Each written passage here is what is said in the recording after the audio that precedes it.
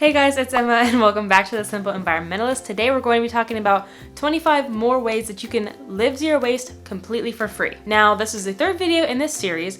I started this because of a video I saw about someone talking about zero waste and privilege. So like the aesthetic and like the norm of what we know as zero waste definitely is a privilege. It is a privilege to have solar panels, to go to bulk stores, to take trains, all that sort of stuff. But I'm here to try to prove that little minuscule ways in your life do not have to be a privilege. For example, shutting off the lights when you leave a room. Just one example. It takes no time, it takes no money, it takes very little effort as well. So that's what I'm trying to do with this series is I'm trying to make zero waste easy and affordable for almost every single person to do, even if it's just small things like turning off the lights. There are a couple more advanced things in these lists that I have made, but for the most part, it is completely free money-wise and it's completely free time-wise as well. If not both, at least one or the other. So with all that being said, if you haven't seen the rest of these videos, I would really encourage you to watch those first, but if not, you don't have to enjoy this video, but they will be linked down below if you'd like to check them out after this video. As well as all the other videos I have in my Practical Sustainability series where I focus on free, easy, zero waste tips. Okay.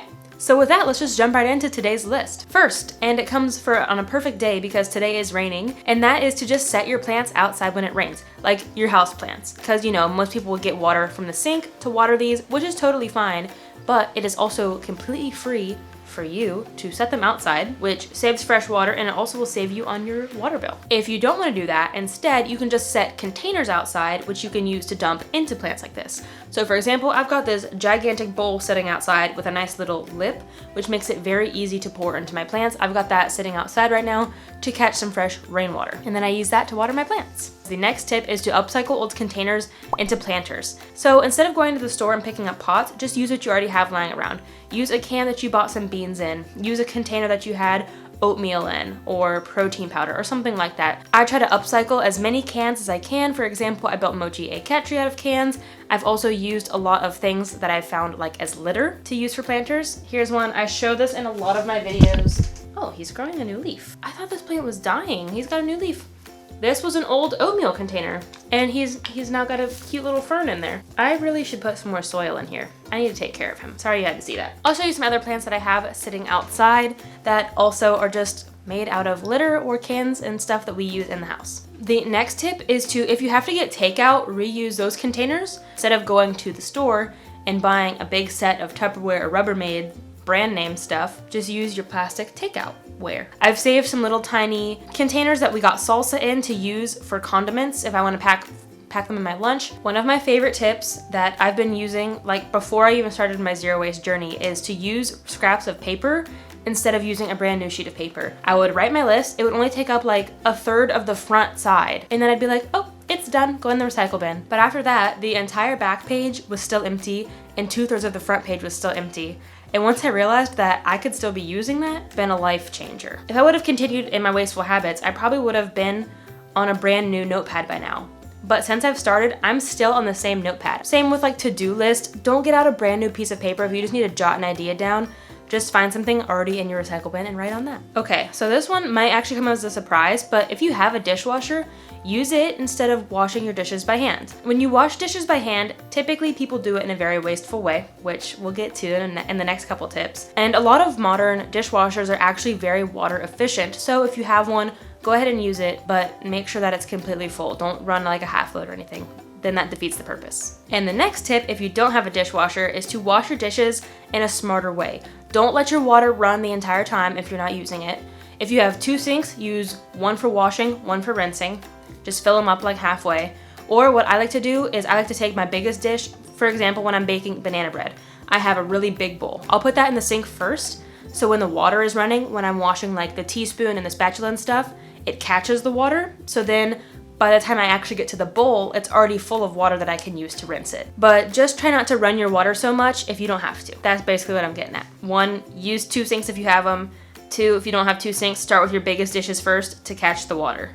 Next, moving on from water, we had a lot of water tips today. The next tip is to reuse bags that you get like bread and tortillas in. So the tortillas that we have, at least here in our store, we don't get them very often because I typically just make them myself, but they have a zipper, so they can be reused as a Ziploc bag. With bread bags, we would reuse bread bags to pick up dog poop and stuff like that, or you can even just use it to pick up litter instead of reusing a trash bag. This one might sound a little obvious, but if you have reusable cutlery, water bottles, coffee cups, and bags, use them. And I say this as a tip because a lot of people already have reusable water bottles in their homes, reusable coffee cups, silverware, you know, that sort of stuff. For the most part, people just forget to bring them out. And I guess I've kind of done it for myself too, is make a zero waste kit. Mine's not very good, but I've seen some really, really good ones on the internet. Put a bag or a box in your car so you always have it with you, with some silverware, some reusable napkins, reusable bags, a reusable water bottle if you have an extra one, all sorts of stuff that you might need when you get caught up in a wasteful pickle. Oh, I lied. We're on to more water tips.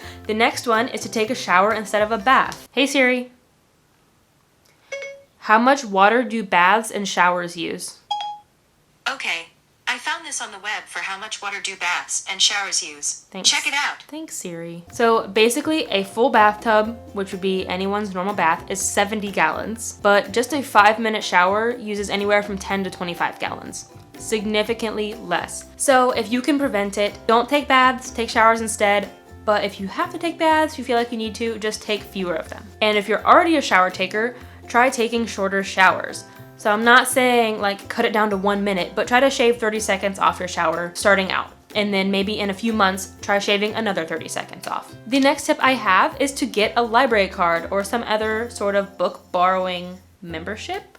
Join a book club, join a book borrowing program, something of the sort. And that is because borrowing books, reading books that have already been printed and published and bought instead of buying a brand new one for yourself reduces so much waste. Granted, books aren't the worst thing on the planet to consume, but if you can prevent from buying brand new books, then that's great. Not to mention, library cards and borrowing books from friends is completely free. When it comes to planning, see if using an e-planner works well for you instead of getting a paper planner. And I know this isn't a great option for everyone, me included. I hate using e-planners. But if it works for you, then great. Maybe you haven't thought of that yet. Or you can even just use the free calendar app that comes with your phone. Alternatively, here's a bonus tip. If you are a planner consumer and you like paper, there is a planner brand out there. I don't know the name off the top of my head. I'll throw it on the screen and link it below. It's kind of like a binder style. It still looks like a notebook, but basically the spirals snap open and you can replace the pages. So it's not the greatest, but it is better. Try using the Notepad app on your phone instead of physical paper and pen. Another bonus one. We got lots of bonus tips today. I prefer to use Google Docs over my Notepad because then if I'm at work or if I'm on my desktop or something and an idea pops in my head and I don't have my phone on me, then I can still get on Google Docs and throw that idea in there because I can access Google Docs any computer that I'm logged into Google on, including my phone. So that's why I prefer it over the Notepad, but either way, still better than physical paper. Another one of my favorite tips is to turn old t-shirts into rags, napkins, tissues, that sort of stuff. I love this tip because I know for me, I had a lot of t-shirts for like band and gymnastics and races and stuff that, you know, if I donated that, no one else who lives near me now, you know, goes to my same high school. So no one's gonna want one of my high school shirts. And I'm like, what do I do with this? Or the same goes if you've got a shirt that's real ratty or stained, it's got holes, whatever, just cut it up into squares and then you have some rags. Of course, this saves you money because then you don't have to buy new rags. And it saves that t-shirt from going to landfill. This next tip, please be careful with going about this, but learn about plants in your regions and try to learn to forage. I know so many people who lived in my area back home who every summer would forage for mushrooms. When I was a kid, we had mulberry trees around our fields, so that would be our favorite summertime snack, was going out and picking mulberries completely for free. Of course, please don't trespass onto private property. Please don't do anything illegal. And please, please, please educate yourselves. Do not eat anything that you should not be eating. So there's a whole lot of caution going into this one. Another tip, and I learned this from one of my favorite YouTubers, her name is Gitamary, I'll leave her channel link down below, and that is to not mindlessly stream social media. But what I mean is, if you're watching YouTube or if you're watching Netflix, don't also be on your phone looking at Instagram. I'd like to make a whole video on this in the future, but Gitamary has a great video on it for now, and that is because using the internet is not as wasteless as we seem. All of the internet's data is stored in data facilities, and these data facilities require a huge amount of energy to run.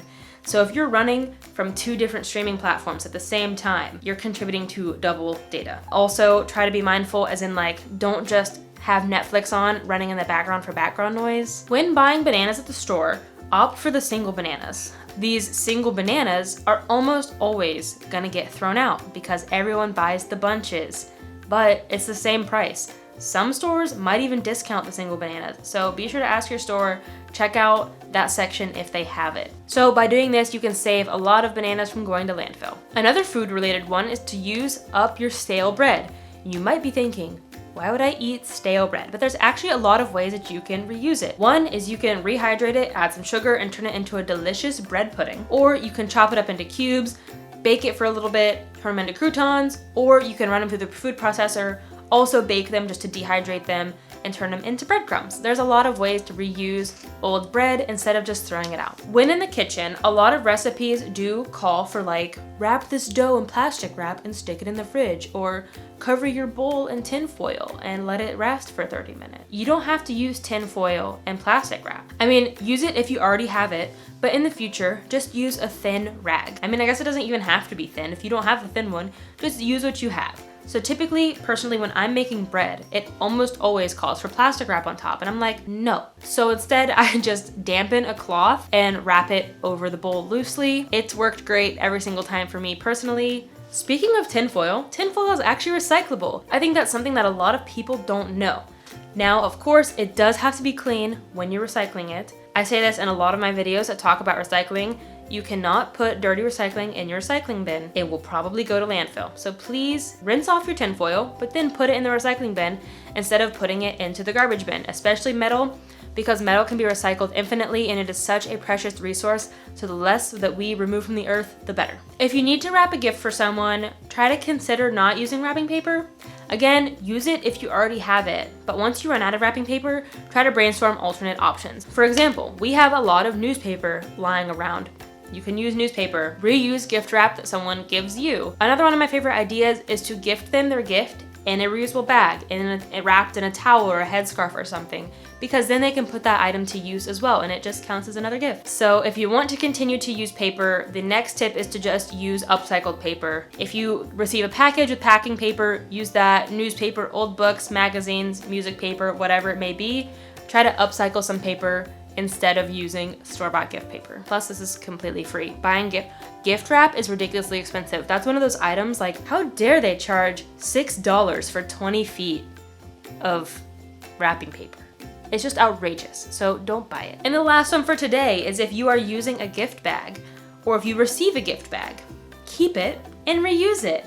They're super durable and they last a long time. I didn't add this to my list of things that I learned about zero waste as a child, but one thing that my mom did as well was save almost every single gift bag that we received. And then when it was time for us to give a gift, we would just choose from this box of gift bags that we already had. We'd never bought a gift bag when I was growing up, so that can save a lot of money as well. That's all I have for today. I hope this video was interesting. I hope you learned a lot from this video. Again, if you haven't seen the first two in this series, be sure to check it out, both of them out. If you have any more ideas about free ways that you live low waste, be sure to leave them down below because I will definitely give you a shout out in the next video in this series. I have at least 2 more planned. I'm super excited. I can't believe I've thought of 125 free ways to live low waste, but I'd love to keep this series going as long as I can. There are so many ways out there for you to live, even just slightly more sustainably, for completely free. These actions might seem meaningless for me to do them alone, but by sharing this with you guys and then you guys sharing it with others just proves that 1, zero waste can be easy and free, and 2, our small actions do have a big impact. And those are 2 things that I really want to spread here on this channel. If you like this video, don't forget to give it a thumbs up. It really does help support my channel and this video. If you found any use in this video, I would really appreciate it if you share it with someone else. And if you're new here, don't forget to hit subscribe. Like I said a lot of times in this video, I talk about practical sustainability here, easy and free ways to live a more sustainable lifestyle, because I want this lifestyle to not be so burdensome and seem like such a challenge. I want everyone to be able to easily live a more low waste, sustainable lifestyle. Oh my gosh. So if you are interested in that, be sure to hit subscribe. It would really make my day. That's all I have for today. Thank you so much for watching. Thank you so much for spending some time with me. And until next time, remember that these small changes you make have a big impact in the long run. Bye guys. That's one of those things that's like, how do you even think of doing that? But once you get so far along in your zero waste journey, you get a little crazy about it and you start trying to reduce your waste in every way possible.